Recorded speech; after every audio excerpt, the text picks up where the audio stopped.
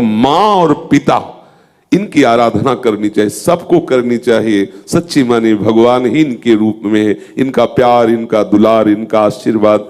एक दिन एक माँ के दर्शन हुए जो हाल में ही बच्चे को प्रकट करने वाली, उसकी दशा देख के लगा कि ये माँ को कष्ट होता है, झुकना नहीं हो सकता, चलना नहीं हो सकता, कैसे वो हमें 9 महीने गर्भ में रखा और मेरे लिए इतने बड़े पेट को फड़वाया, ऑपरेशन करवाया, या कितना भयंकर कष्ट सा मेरे लिए मलमूत्र धोए, क्या क्या किया।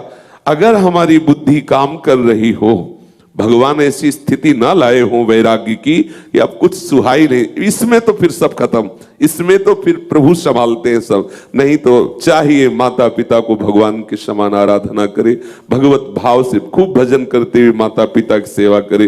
प्रणाम है माता पिता को जिन्होंने इस शरीर की सुरक्षा, व्यवस्था, पालन पोषण के लिए ही अपनी सारी वृत्ति लगा दी, सारी वृत्ति लगा दी।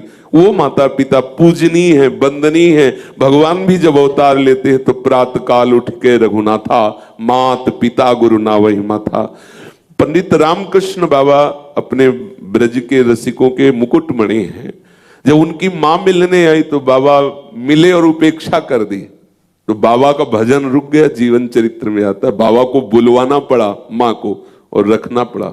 अगर वृंदावन वास के लिए वो आई थी और बाबा ने उपेक्षा कर दी तो ऐसे परमहंस शिरोमणि महापुरुष का भजन रुक गया।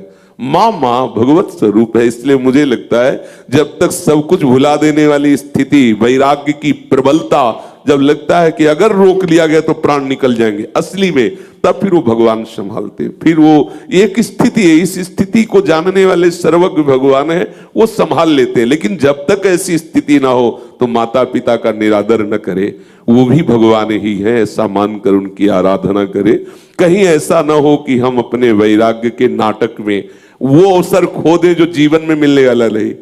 माता पिता की आराधना भी भगवत आराधना ही है और ये भगवान ने प्रमाणित करके दिखा दिया। आज भी विट्ठल भगवान के रूप में विराजमान है, यही दिखाने के लिए कि माता पिता की आराधना का क्या फल है, दिखा दिया। वो कई बार चर्चा में आया है। इसलिए हम प्रार्थना करेंगे कि माता पिता का आदर करें, उनकी आज्ञा पालन करें। जब ऐसी स्थिति है तो फिर भगवान संभालते हैं, भगवान ही माता पिता हैं। वो हृदय में ऐसी संतोष वृत्ति प्रकट कर देते हैं माता पिता के, क्योंकि वो आनंदित होने लगती है और उसका आशीर्वाद हमारे साथ रहता है।